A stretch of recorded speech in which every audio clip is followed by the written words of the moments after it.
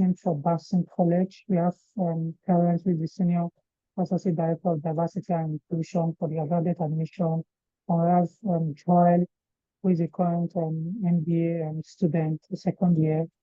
I'll hand over the conversation to you now, Terence. You can go ahead and share your slide. Thanks.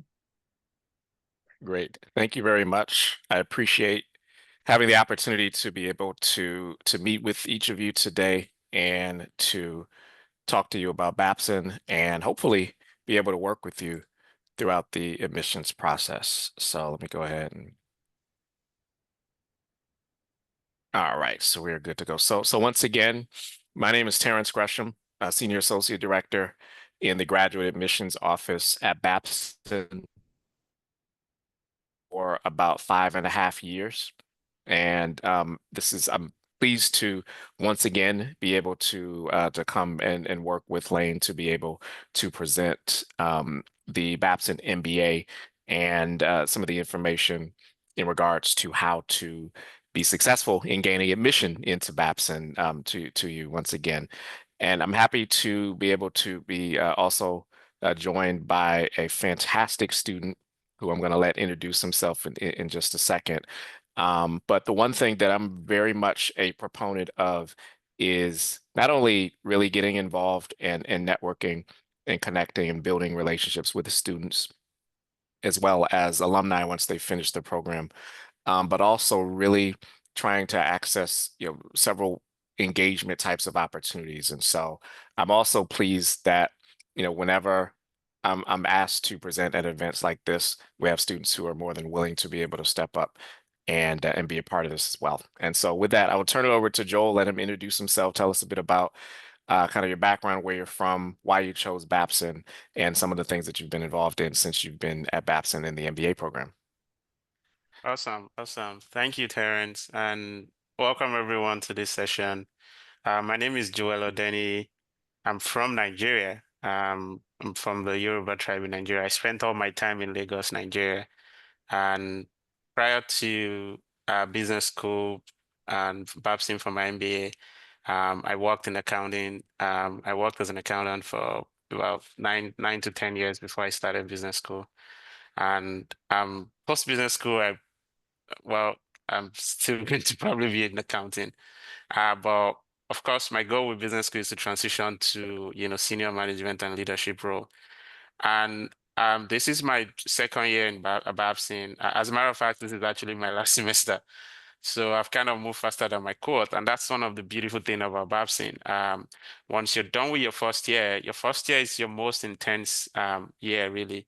But when you're done with your first year, you tend to have some flexibility, depending on, other factors, which, don't necessarily have to get into here. But if you're not an international student, you have a lot of flexibility about how fast you want to go with your program. Even if you are, you can choose to finish your program faster if you want to.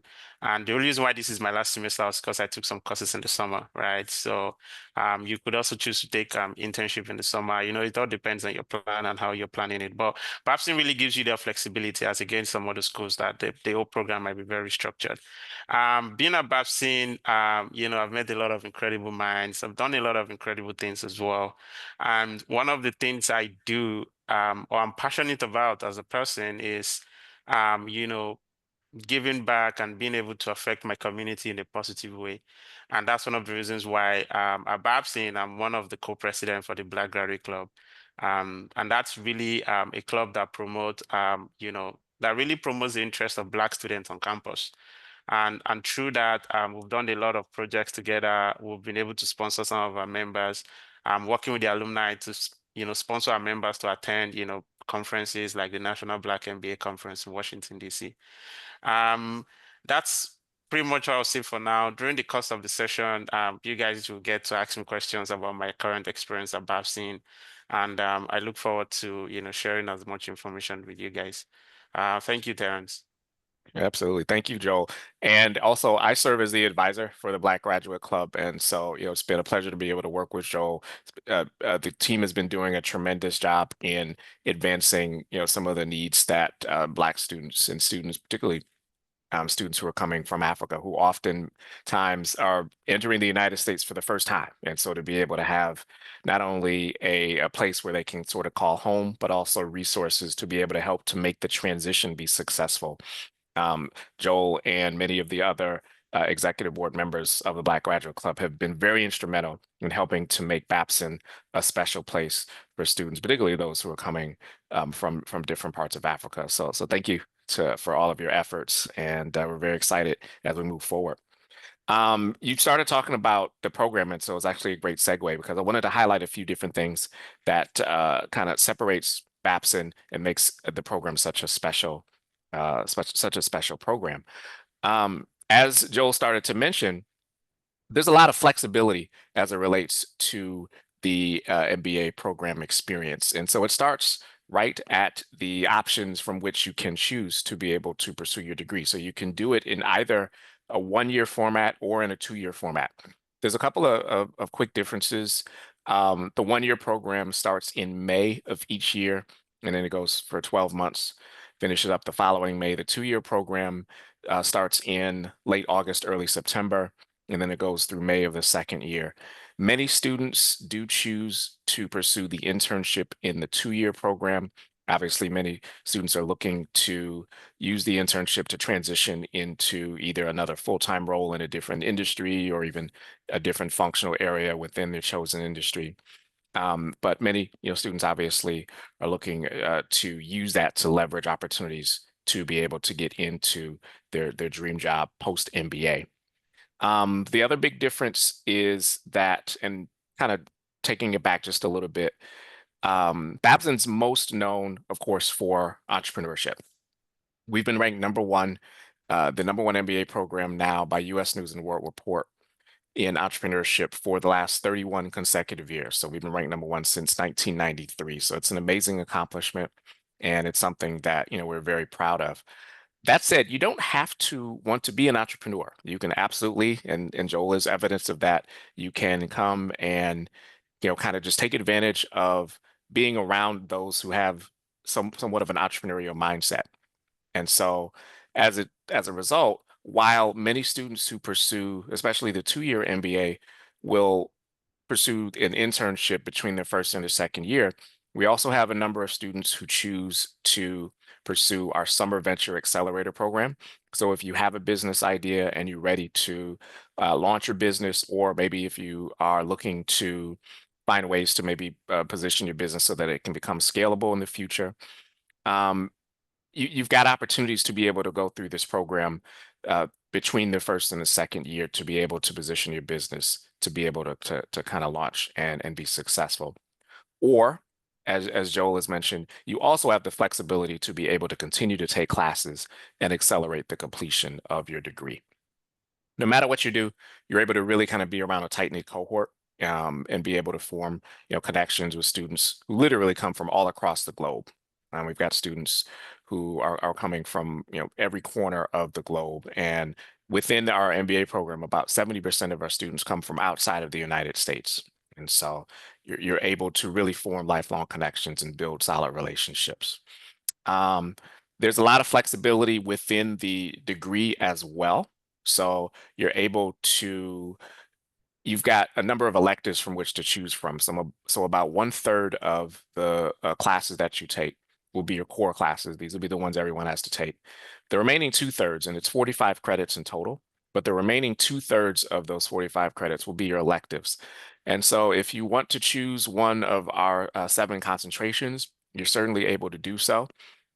2 of those concentrations are STEM designated. So for many of you who are looking to stay in the United States and take advantage of OPT, you can do that either through the business analytics and machine learning or through the quantitative finance concentrations. But no matter what you choose to do, if you want to pursue one of the concentrations or even 2, there's enough flexibility to do that. Or if you just want to take courses that are of interest to you, you can personalize your education in any way that you choose to and really kind of take courses and customize your degree based on whatever it is that you're looking for in terms of outcomes and do whatever works for you to be able to position yourself to be successful. And again, I'm very much a proponent of getting involved and being a part of the community. There are all sorts of opportunities for you to get involved through clubs, organizations. There's all sorts of conferences. We bring in speakers from all different types of industries. It's probably something to do every single day. So the one thing I can guarantee you is that you will not get bored at Babson. There's always something going on, be it something professional, be it even something fun. If you just want to be a part of like the soccer club or the running club or something like that, you're really able to kind of have a full experience at Babson where you're able to, I think, maximize your academic opportunities, and then also, again, be able to have a little bit of fun and get to know your classmates as you go through it as well. So Joel, wanted to bring you back in, kind of talk a little bit more about some of your experiences, maybe talk about some things that you academically, some courses you've taken, concentrations, perhaps if you're looking at those, and how you've been able to really kind of utilize Babson to be able to maximize your experiences and position yourself to take that next step as you're getting ready to graduate. Awesome, awesome. Thank you, Terrence. So, I think Babson is a unique place to be in terms of some of the things you said, which is the fact that there are always plenty of things to do.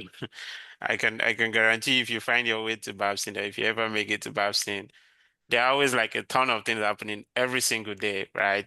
We have like different clubs. We have finance club, acceleration club, the running club, golf club. Like they have all of these clubs that are doing like different activities at different times. So I think one big thing about business school is you being able to use everything you have access to, everything at your disposal to be able to make the most out of your experience. And that was exactly what I did. So at the beginning of business school for me, I was laser focused on the things I was trying to do and, using all of that as a resource.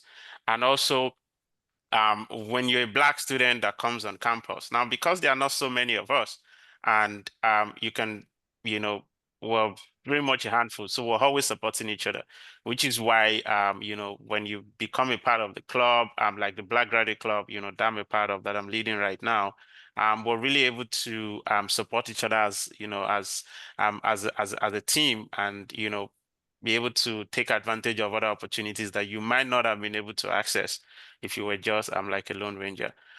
So that being said, in terms of like courses, so just like Terrence mentioned, so we have different concentrations. And for some, I saw in the chat where someone was asking, is it a STEM MBA? Yes, we do have an option for you to get the STEM a STEM designation as part of your MBA, and that has to do with the concentrations that you choose. So there are two STEM electives. I have friends right now that are actually doing both STEM concentrations. So it is doable and people do it. So for me, I've been able to like take the courses that most interest me. And over the semester, I've interacted with a lot of professors, take courses, in different areas that really excite me. And I think that's the beauty, right? You're really able to customize it for your experience. And also knowing where you want to go, post MBA. And the other thing is, even if you start out not being exactly clear where you're going, as you meet different people, as you interact with different people, you get clarity. Like I've met people from everywhere, from Mexico, from India, from China, from I have all manner of people as a cohort, and all manner of people as my network right now. And those are things that you probably will never get any other way. Yeah. So Terrence, over to you. Awesome. Thank you. And one other thing, again, I'm a big proponent of getting involved. And one way that I think that you can maximize your academic experience is being involved in different centers and institutes. So, as I mentioned, we're most known for entrepreneurship. A lot of our centers, institutes, and as a result, many of the opportunities that you can get involved in to put what you're learning in the classroom into practice is kind of purposed. It's I can't think of the word that I'm trying to say, but they're utilized through our centers and institutes. Many of these centers are housed under the Arthur M. Blank School for Entrepreneurial Leadership. For those of you who are either familiar with either some sports as well as some businesses in the United States, Arthur Blank is a very accomplished business leader. He's the co-founder of the Home Depot Corporation, which is one of the most well-known home improvement store chains in the United States, perhaps even globally. He's also the owner of the Atlanta Falcons NFL American football team, as well as the Atlanta United Major League Soccer team here in the States. He's a Babson alum, and he was a very generous alum that gave a gift that helped to start the School for Entrepreneurial Leadership. And there's a number of centers that are housed under the blank school that allow you to put a lot of what you're learning in the classroom into practice. And so there's also the Blank Center for Entrepreneurship. And so everything related to the entrepreneurial journey, whether you're looking to just kind of figure out ideas that maybe you have a, a thought in terms of what you want to do as far as developing a business, all the way up to you've been working on your business and you're ready to go next level.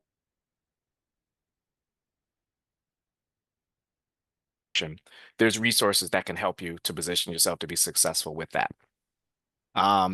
If you are a woman or a woman identifying student and you want to get more involved in opportunities that can help to advance women's entrepreneurs, there's also the Center for Women's Entrepreneurial Leadership, and there's a number of resources that are available for all students, not even just for women entrepreneurs, but for all students as well as for professionals that, again, give you the opportunity to be able to advance leaders in that space as well.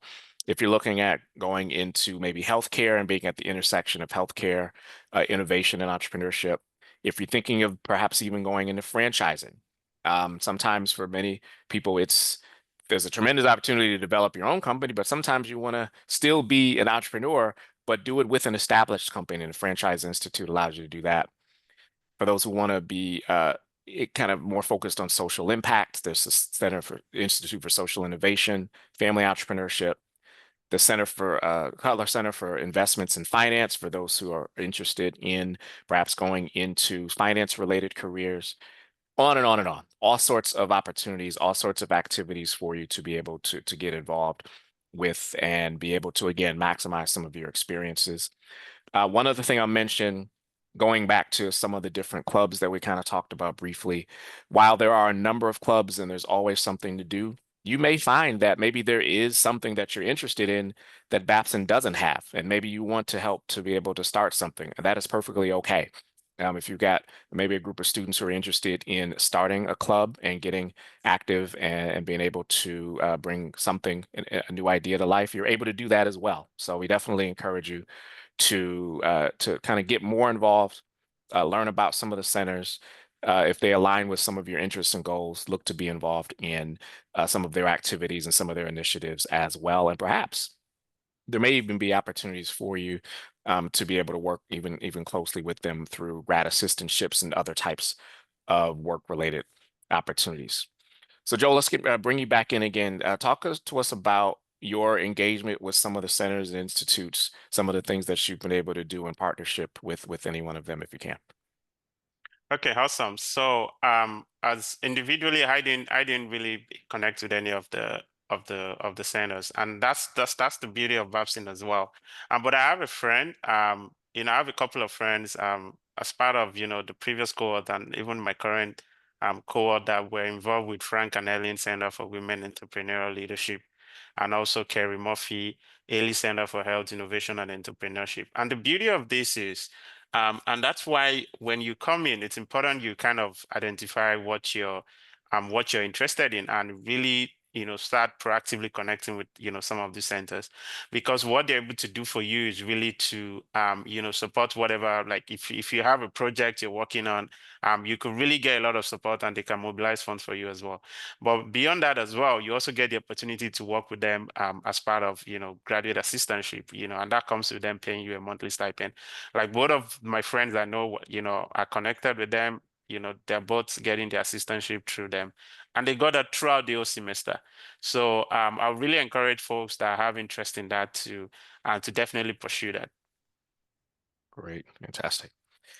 And of course, the other component of a successful MBA experience is being able to find your dream job and to be able to come out of the program with opportunities for you to be able to be successful in going into the next phase of your career.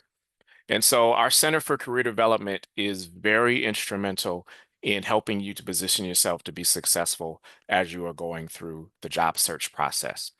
that experience starts even before the program starts. So as you are being admitted into the program and as you're beginning to make that transition from applicant to student, there'll be activities where you'll be able to get to know some of the Career Center advisors, begin to kind of talk about some things that you're looking to do career-wise, and to be able to help you again to sort of position yourself so that when you are ready to start working on your resume, start working on strengthening your interviewing techniques, your LinkedIn profile, start attending some of the conferences and other events that will be taking place as you're getting to know some of the hiring managers.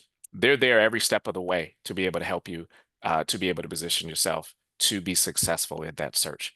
High touch engagement is a key kind of component of the Center for Career Development, and they work very closely not only with you as a student, but also they're relationship managers and they work very closely with many of the companies. So if you are interested in a particular career, let's say in finance, they've got relationships with hiring managers from different finance companies. So they can go to those companies and say, hey, we've got students who are interested in this type of a focus. What types of jobs are available? Or they come back to you as a student and say, hey, I'm connected with these types of companies. They're usually looking for this type of experience. So maybe you may want to take this type of course, or maybe you want to have this type of credential to be able to, again, be successful as you're going through the search as well. And so they work very closely with you. And to be honest with you, it's obviously as much as you want to be involved. We've got some students who they kind of have an idea what they want to do, and they just, are able to navigate it themselves. But we also have several students who are in the CCD office, probably every week and working very, very closely to be able to make sure that they've got all the resources that they need in order to be successful. And it's something that also once you have graduated from Babson and you're in your career and then you realize, hey, I've been working in this industry for a number of years now. It's not what I thought it was. I think I'm ready to pivot and do something different. Come back and see us. And the career support that you are able to get from Babson is there for life. So even if you're well established in your career, but you decide you're ready for a change, they'll still be there to be able to support you as you make that transition into whatever the next phase of your career might look like.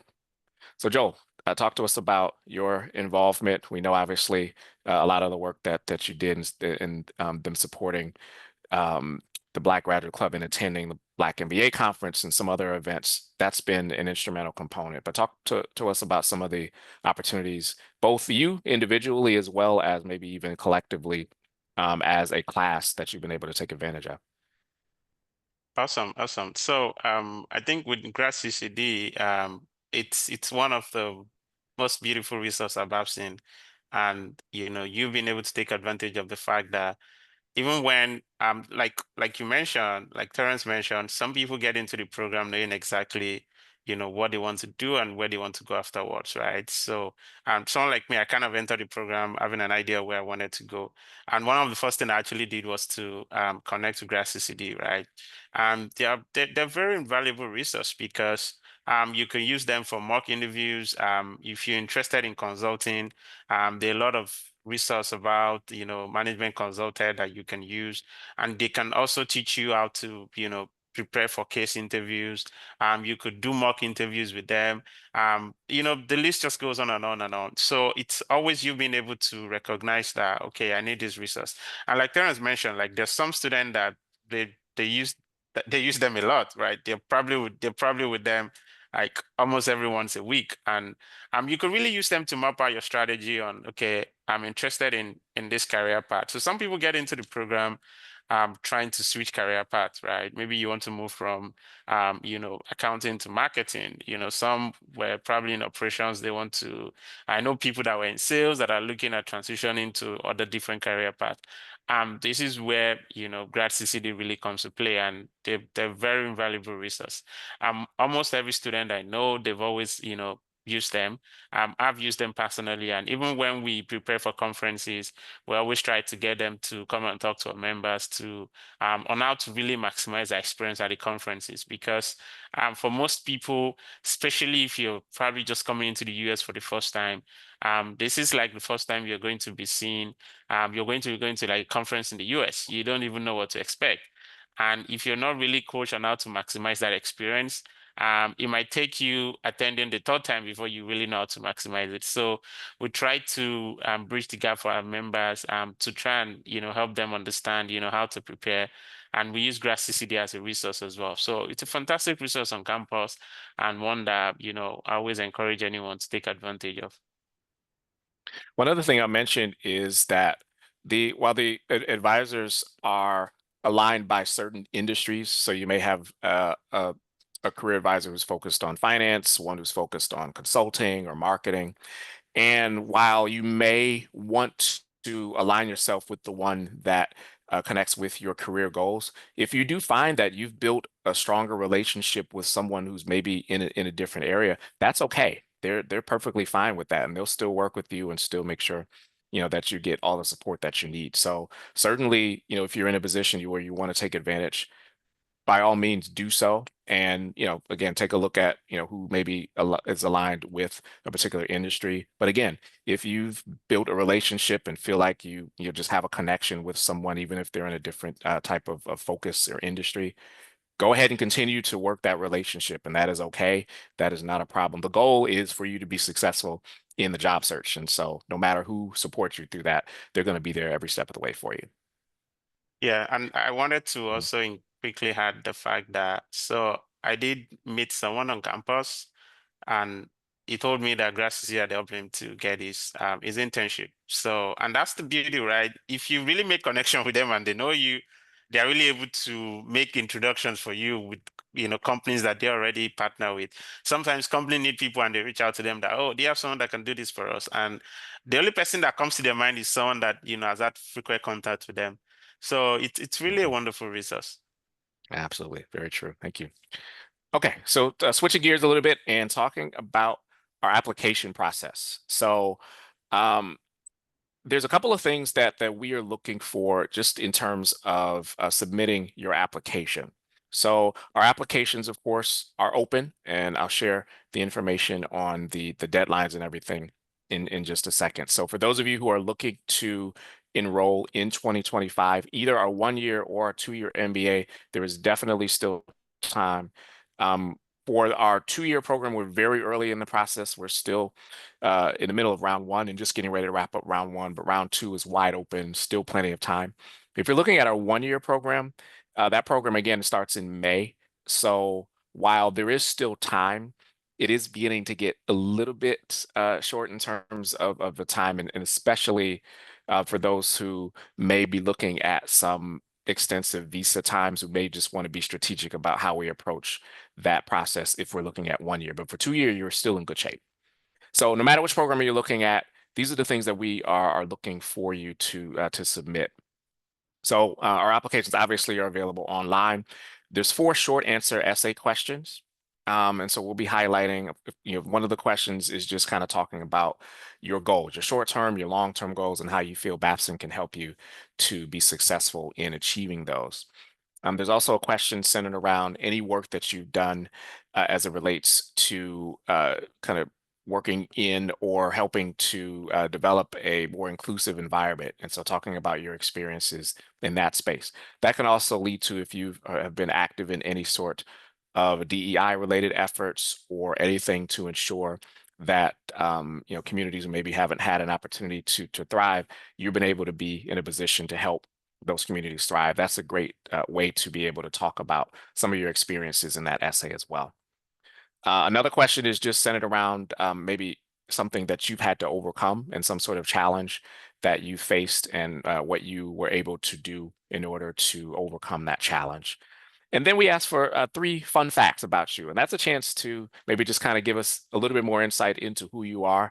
That could be something, as fun as, maybe you climbed, one of the highest peaks and you are very active in mountain climbing. Me, myself, I'm a long distance runner. And so I've run 5 marathons. So I would, if that was me, I may talk about the fact that I run 5 marathons and things like that. So it's a chance to be able to kind of give us a little bit more insight into who you are as a person, and maybe there may be some things that you are interested in that others are just as interested in, and then you're able to form connections based on your interests as well. We're also looking for transcripts from the universities that you've attended, both undergraduate and graduate institutions. The main thing I want to highlight is that at this point in the process, unofficial transcripts are perfectly fine. So if you want to submit the transcript directly, that maybe that you have as a copy, that's perfectly fine. You're able to do that.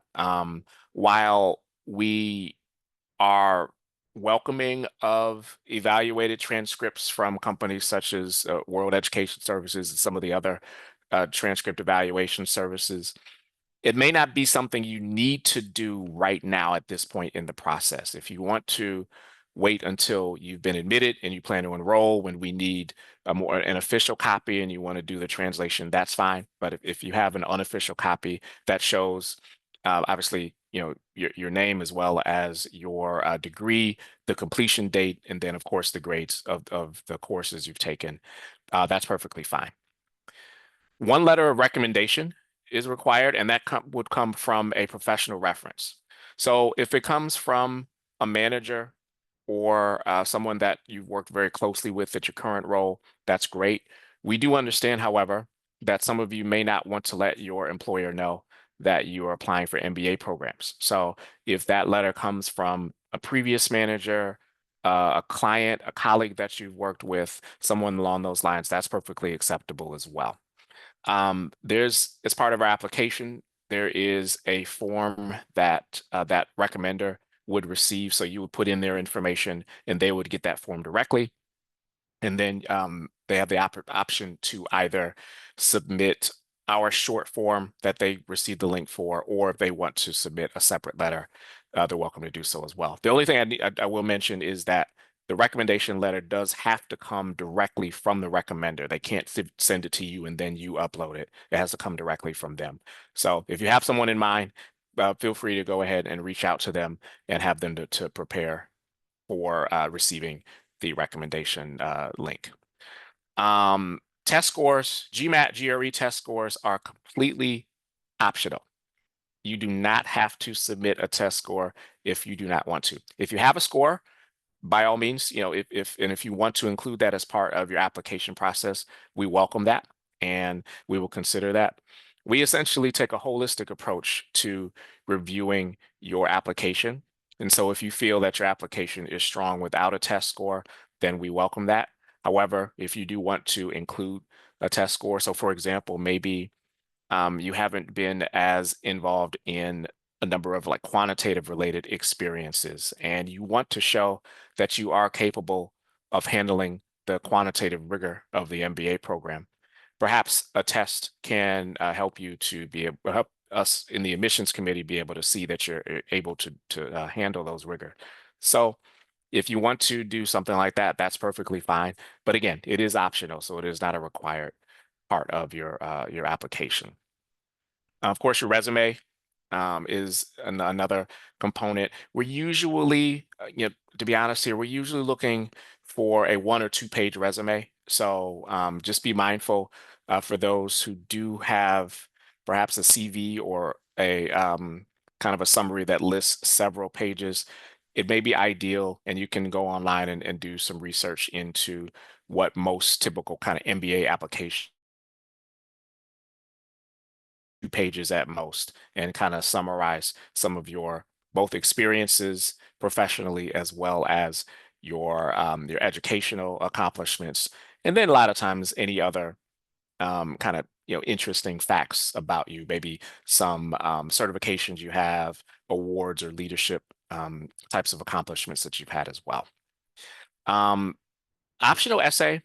So there may be some aspects of your application that you want the admissions committee to learn a little bit more about and give us more context into.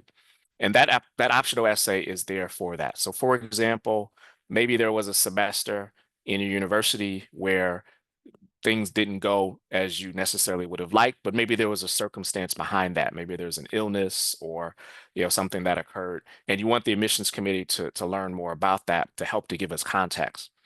Perhaps even you had a job gap, and maybe you had to spend a year because you were taking care of an aging or a sick parent or something like that.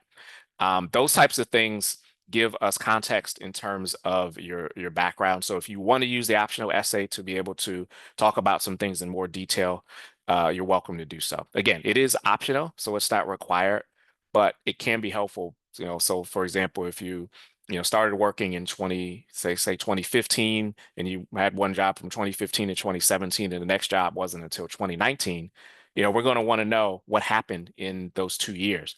And if there's a circumstance that is justifiable or something that makes sense in terms of, kind of what may have led to that type of gap or something like that, that essay may be able to give us context there.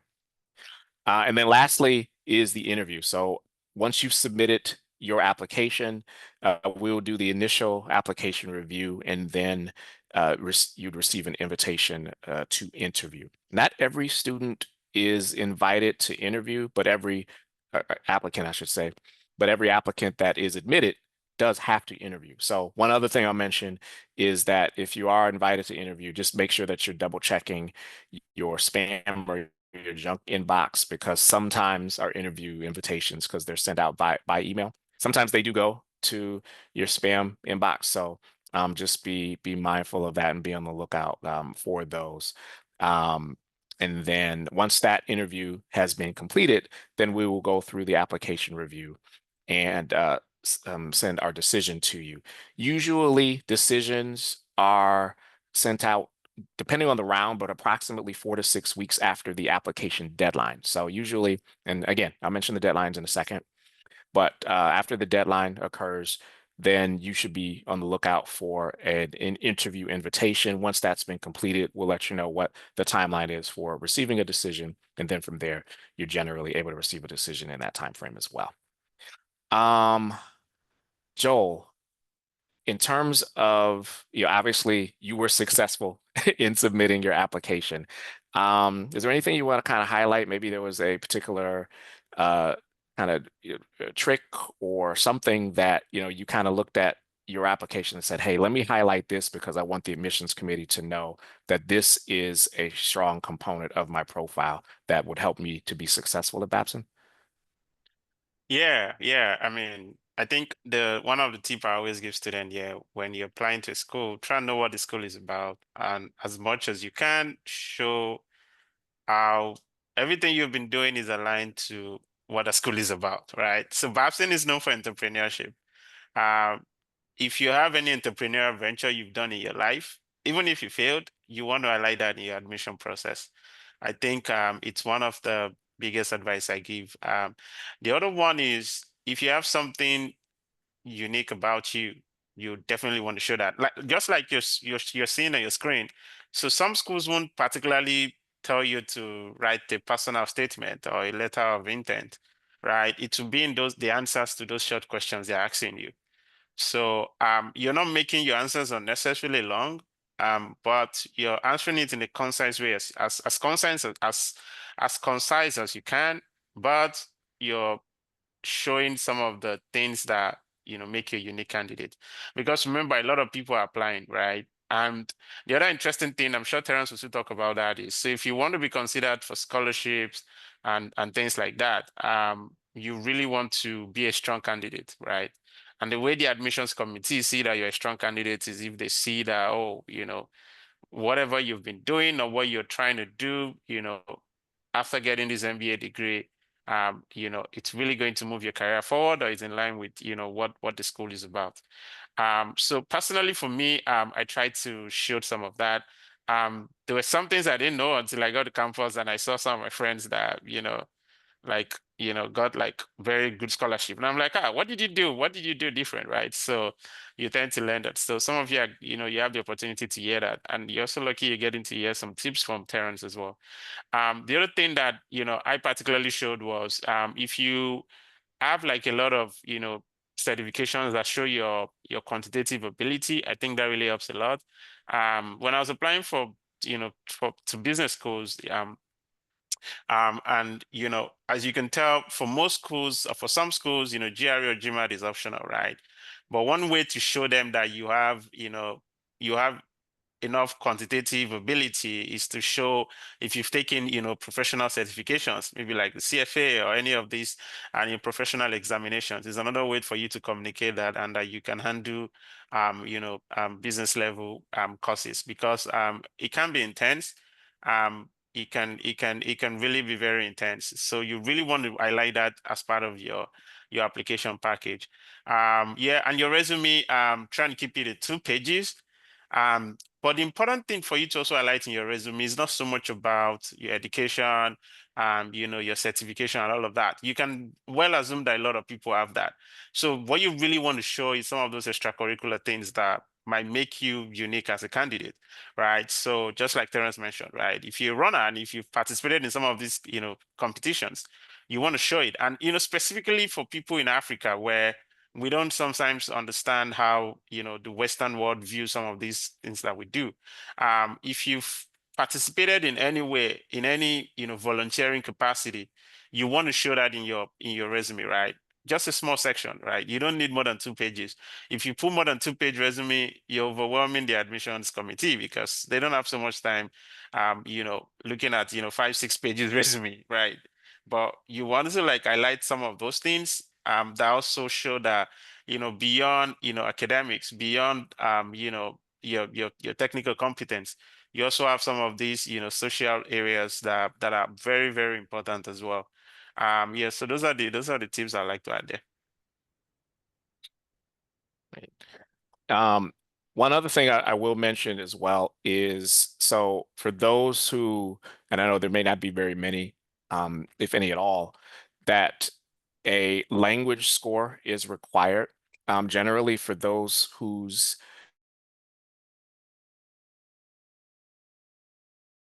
English, then we would require a language score, either TOEFL, IELTS, or Duolingo. Any one of those is acceptable. If you do have any questions, and I purposely didn't put it in here because I know for most people who are on the call, that's not necessarily a required part of the application. But if you do have a question as to whether or not a language score is required, please feel free to reach out to us, and we're happy to talk about that and answer any of those questions that you may have. I have purposely saved the scholarship section for last. I have not forgot about scholarships. I know that is an important component, but I did want to highlight a couple of things. We do have an open house that's coming up on January 7th. It'll be held during the day. We're in the Eastern time zone, and so it'll be held during the day. So hopefully it will be at a time that will work for your schedule. The registration is open now, so you can go to our website and you can register under the event section to be able to attend the open house, give you a chance to connect with other key members of the Babson community, hear a lecture from faculty member, connect with other current students, alumni, really learn about what makes the Babson experience such a special one. And then there are class visits. Those class visits, while they are being held now, they're starting to wind down. So there may only be a couple left for this semester. Those will pick back up in starting in like late January, early February. So if you don't see anything in terms of a class visit that's available now, that's okay. We're just winding down the end of this semester, but those will pick back up. So getting into our applications, we have our round 2 deadline is for our 2-year MBA program. Round 2, round 3, round 4, those are for our 2-year program. I also want to mention that while our 1-year program is still accepting applications, and as I mentioned, it may still be a little bit of time for you to be able to be admitted if you want to pursue that program. They're kind of one round ahead. We had a very early round 1. Then round 2 was aligned with our 2 years round 1. So now the January 13th deadline is our round 3 deadline for our 1-year MBA. I would encourage you, if you're looking into the 1-year program, to apply no later than this upcoming round. to start in 2025, to start in May 2025. That gives us a chance to be able to review your application, get you a decision, and you'd still have roughly about 60 to 75 days to be able to get everything squared away, get a visa appointment, and be able to get here. Is that doable? Maybe, possibly, hopefully, but it could be a little bit of a tight turnaround. 2 year, certainly plenty of time. You know, you still have several months to be able to go through the admissions process. After May, it then goes into more of a rolling admissions basis, which again is while there are still space, generally, you know, maybe spaces available, there may be some limits in terms of your ability to be able to get here in a timely fashion. Now, scholarships. So you are automatically considered for any scholarships once you apply for admission. There's a box on our application that says, yes, I want to be considered for scholarships, and you will automatically be considered. You don't have to do anything else. There's no additional application. There's no essays or anything like that. We have merit-based scholarships, and so we will review your application both for admission to the program as well as for scholarship consideration, and you will be notified at the time of your admission if you receive a scholarship. So while those who apply in rounds 1 and rounds 2 very much are in line for a number of our scholarship options, there's still plenty of awards that will be available in those earlier rounds. As you start to get into round 3 and beyond, there are still some significant scholarships, but we may not have as many of our full scholarship awards that you might otherwise be eligible to receive in some of those earlier rounds. So we have a wide range of awards that go from as little as $5,000 all the way up through full tuition. And so it is very much possible to be able to receive a full tuition scholarship. Usually, you know, the criteria is those who, and we look holistically at reviewing each application, but those who have a strong overall academic and professional profile, who, you know, kind of bring sort of significant leadership, if not experience, certainly the leadership potential, and just overall the combination of your application and your profile as well as your interview just shows the committee that you would be a stellar candidate, you would be a contributor to the community, and that, you know, you certainly would be able to be successful in the MBA classroom. And so we, you know, obviously if we see that everything that you submitted with your application would align with a scholarship, then you would be notified of that at the time of your admissions offer. Merit scholarships are administered by the admissions office. There may be additional resources that you may be able to qualify for. So our Student Financial Services Office is responsible for a number of other opportunities. So there may be on-campus employment you can receive. I touched a little bit on graduate assistantships. There may be assistantship opportunities that you can receive. We do have loan options, both Empower and Prodigy Finance. We do work with both of those companies. So if loans are a part of your consideration, then we're able to work with you on that as well. And then I touched a little bit on this earlier with some of those centers and institutes, and Joel mentioned some of this as well. But there may be opportunities for you to be able to receive perhaps some funding as a result of your work with some of those centers as well. So all of that is to say that while we do offer scholarships and we have a wide range of awards, scholarships are one part of the overall process to finance your MBA degree. Look at it as a significant, you know, return on your investment. You're making an investment into your degree. We know that, you know, part of this process is going to be a combination of a variety of sources, but also thinking about, you know, the potential return on your investment, knowing that in the long run, there's the potential to be able to be, hopefully, to be able to either be in a job or perhaps even own your own company where you're able to maximize your opportunities that you can receive through the program. So again, apply as early as you can to maximize your financing options. Also, you know, applying early to ensure that you're able to go through the visa process and be successful with that. And so you're able to, you're coming, you got your visa in hand. Now you just have to worry about, finding an apartment, connecting with other members of the community, learning more about the area where you're maybe going to find yourself living. Some of those other little things that helps to make the transition to the United States more successful. And so going through that process, and I know obviously City of Lane has worked very hard to ensure that not only because of the connections that they have with all the universities, but also with many of the students who have gone through and have been successful in transitioning to the States. We know that that's a very important component of that as well. And so rely on your network, not only to help you to be successful in the application process, but also in transitioning into the universities as well. All right, so Joel, talk to us about your experience transitioning into the States, things that you were able to do to be successful in making everything work for you. Awesome, awesome. So, like your first semester, which is like your first year, if you're just moving to the States for the first time, it's going to be one of the most stressful period. Right now we have students that have just, that started this fall. And again, they're part of a community, so we're always, looking out for them and helping them transition.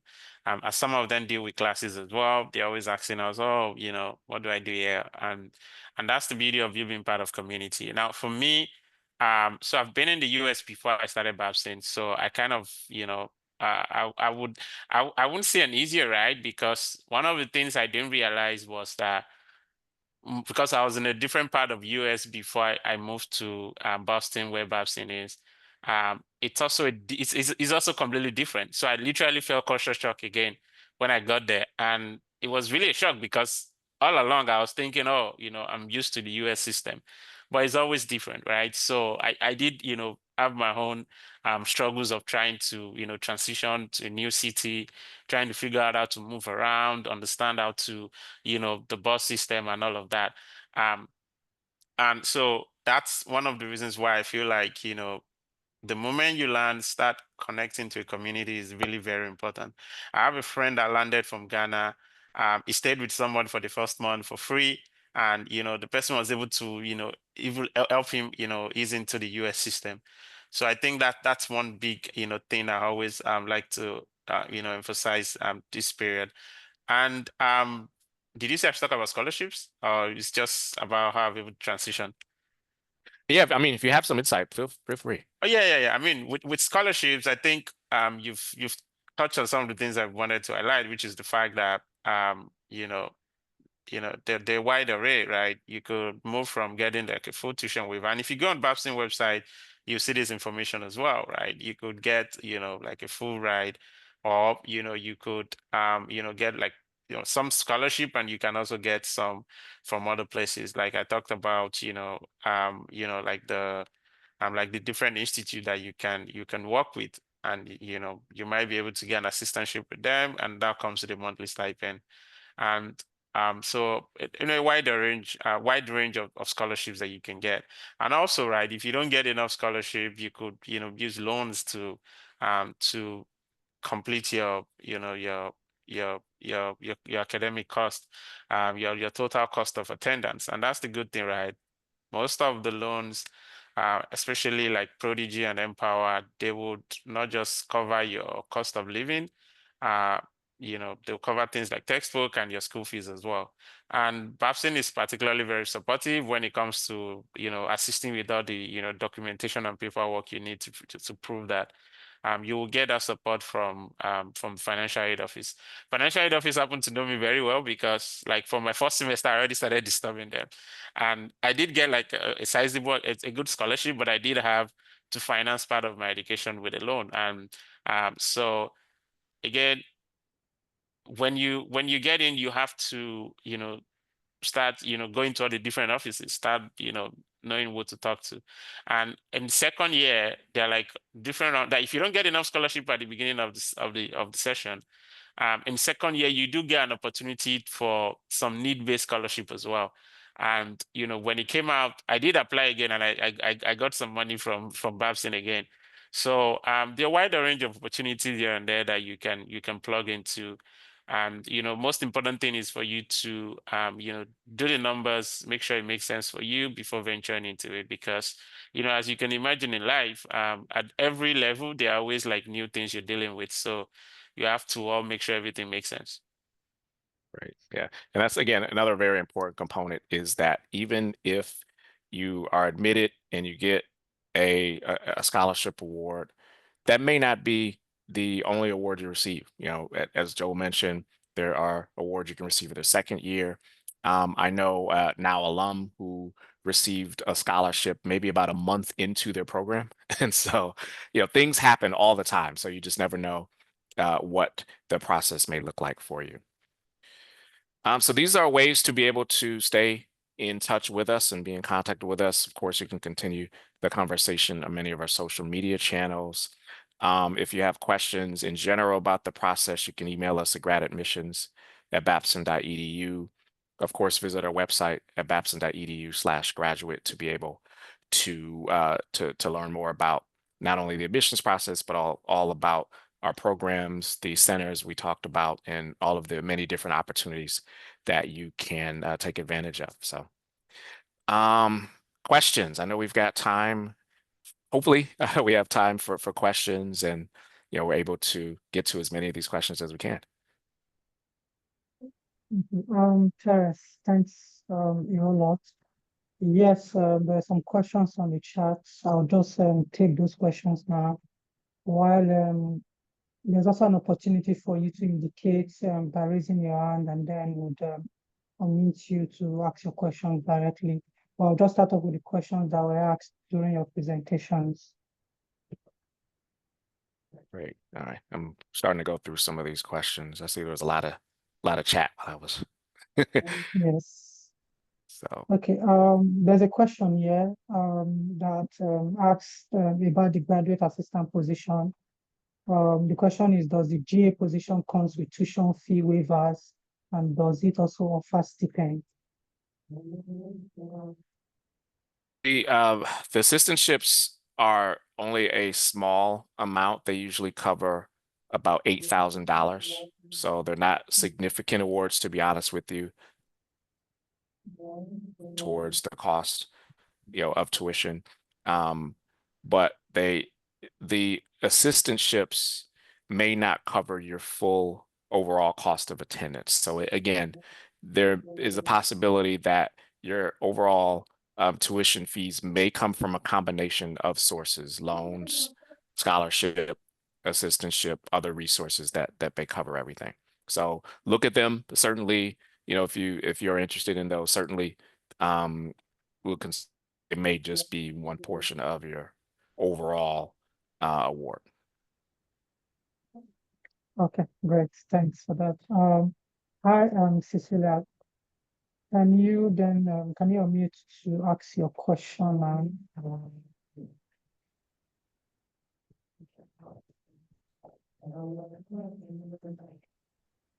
Please confirm you can hear me, please. Yes, I can. You can go ahead. All right, great. Thank you, Terence, for this session. My question, I'm Cecilia from Lagos, Nigeria. I currently have a 6-year marketing career, and I'm also hoping to apply to Babson College. So my question is, do you have opportunity for like dual programs at Babson? Yes, and thank you, Cecilia. So we don't have dual degree programs at Babson. The really the best way that most students pursue it. So we obviously have our MBA programs, and we also have 3 specialized master's degree programs, one in finance, a Master of Science in Finance, a Master of Science in Business Analytics, and a Master of Science in Entrepreneurial Leadership. We do, for some students, there's the opportunity to finish the MBA and then go directly into one of those specialized master's programs. And so there are some discounts for students who look to receive a second degree from Babson. But we don't have the dual degree at this point. We don't have the dual degree opportunity for you to be able to do 2 degrees at once. Babson's primarily focused on just on business, and so all of our degrees are aligned with kind of business focuses as well. Great. All right, thank you. Okay, I think she'll be, we can unmute and ask a question. Okay, thank you very much for this opportunity. My name is Adib Chinobi Okereke, Abuja, Nigeria. I was going off and on due to network issues. So I would like to find out if attending this webinar guarantees a waiver for application fee. If there is any, that's number one. Then secondly, talking about the waste evaluation. You know, if we are using unofficial transcript at this stage, at what stage do we submit waste evaluation for the application process? Great. Thank you. Thank you. Yes, thank you. So we have had to make some adjustments to our fee waiver policy. I will say some of you may have heard we have been able to grant fee waivers for attending this session in the past. However, so while I'm not able to grant the fee waivers for attending this session today, however, I can tell you that if you do attend our open house, and the next one is coming up on January 7th, you will receive a fee waiver for that. So I would encourage you to go ahead and register for our next upcoming open house. And then you will get the application fee waiver. Our application fee is $100. And so if you want to be able to have that waive, you can attend that event. So for the evaluations, so there's a few different evaluation companies. There's generally kind of three that are most recognized, West being one of them. The evaluation is not required at the time of your application. It is something, again, if you would like to do so and include that with your application, you are welcome. But we do know that there's a fee for utilizing that service. There may also be the requirement for you to be able to do your evaluation again after you've been admitted. So you may want to just consider whether you only choose to use that service one time and perhaps only do that after you have been admitted to Babson and you choose to enroll at Babson. So just be mindful of that. But again, at the time of your application, copies of your transcript. So if it's something that you have a PDF copy of, or even if it's a screenshot, as long as it's got the information that we're looking for, you can include that to upload with your application. Awesome. Thanks. Lalu, before I will give you the opportunity to ask your question, let me take a question from the chat. And we have a question here that's asking specifically for if there's an elective course in energy, as the career goal is to transition to energy consulting. And I'm sorry, I had a little bit, my internet connection is a little unstable. Can you repeat the question? Sure. There's a question asking about the elective courses. If there's an elective on energy, as the person's career goal is to transition to energy consulting. Can I bring Joel in? Maybe you can kind of talk a little bit more about some of the elective options. Yeah, so the way I'll probably respond to that is, so if you're asking that you want like a specialized degree in energy, no, we don't have that at Babson. But if you're interested in energy consulting, you definitely can do any of the STEM concentrations. And then, because there's a sustainability club, and they do a lot of activity around, sustainability finance, and you could really get, to network and to get connection into that space, especially in the US. But Babson doesn't have like a specialized degree for energy concentration or something like that, no. But if you are interested in, going into consulting and you want to particularly focus on energy consulting, there are resources at Babson that can help you achieve that, and get into any of the, even the big consulting firms. And also to that point, you may have an interest in the industry, even if your primary role might be one that you can pursue in other industries. So, again, let's just say an accountant, you might have had several years of experience in the energy sector, but working as an accountant. And perhaps if you want to continue to do that, you can utilize the resources to stay within the industry. and be able to make that transition successful that way. That's really insightful, and Terence and Joe. Laulu, can you unmute so they can ask a question? Hello, can you hear me? Yes, we can hear you. Okay, thank you very much for this opportunity. My name is Laolu, from Lagos, Nigeria. I have an investment banking background, and I just want to know that if I, get a GRE waiver, or if I use that to get a GRE waiver, does that matter, or do you expect people coming in for IB to generally, do the GRE because it just helps with recruitment? Yeah, that's a great question. So for the admissions process, it is not required. We will absolutely look at your experience in investment banking. And, we're ultimately looking for reasons to admit candidates. And so that's something where we will take your experience and take that into consideration as we are making the decision. One thing I will mention, and I may get Joel in for additional perspective, is that there are some industries where taking a test can be a advantage in helping you to be successful in it could be something where having that GRE, or for that matter, having a particular GMAT, if you're looking at maybe particular companies or certain industries, where it can be an advantage to you. So it is something to, if you have a test and you are considering whether to submit it with your application, that may be something to consider. But if you also have a test and you're thinking about it as it relates to a internship or a full-time role, that could be something to also consider separately. But Joel, any insight you want to add to that? Yeah, I mean, it's pretty much what you've said. And it's the fact that, well, for Babson admission, you probably don't need it. But if you have other ways you want to highlight your quantitative background, please go ahead and do that.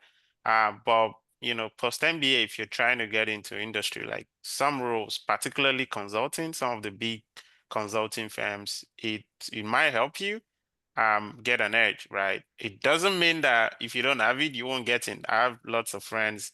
I have like a couple of friends that got into consulting without necessarily doing GMAT or GRE, but it can help, right? It can give you an edge, right? So yeah, that's pretty much what I would say to that. Yes. Thanks, Joel and Terence. I have one more question from the chat. And Okay. then maybe we'll take Cecilia again, and then we can look at rounding up. Let me quickly take this question. It's centered around proving one's quant ability. The question is, I don't have a lot of professional certifications and I haven't written GMAT or GRE yet, but I've been accepted into an accelerator programs and I've received quite a reasonable amount in grant funding. Is it the sort of thing to project on the application? Absolutely, 100% yes. I will also add to that, there may be, even if you don't have a lot of, I don't want to say accomplishments in that context, but if your accomplishments maybe don't involve having certain certifications or certain types of experiences, there are still ways to show your potential to be successful in the program. It can be in some of the things that you have done at your job. Perhaps there have been some projects that you've led, and maybe there were outcomes that were successful, perhaps that you were able to save the company money, or you were able to make the company money, or impact a particular function by a certain percentage or something like that. Those types of things we look at as well. And certainly, if you have been able to be successful in obtaining funding for your business, or even for that matter, if you've been successful in business, those are types of things that we were looking for as well, and we will definitely take that into consideration. We have a lot of candidates who, again, they have gone through many of these pitch competitions and have won accelerator programs and have been successful, things you can talk about in your interview. Perhaps you're in the process of being selected for another type of program and you're just waiting acceptance, and all those types of things we look at as well in making our decisions. That's awesome, Terence. I personally have learned really a lot. It's been an insightful session, just getting to know about Babson. I like the fact that, I mean, whatever like your career goals are, it is clear that, you know, you can achieve it at Babson.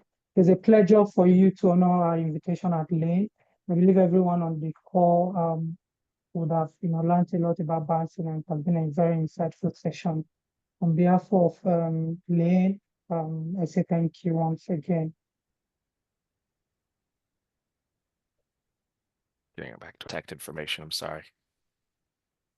There we go. So I encourage you, if you do have any other questions and you want to reach out to either myself or to Joel directly, please feel free to do so.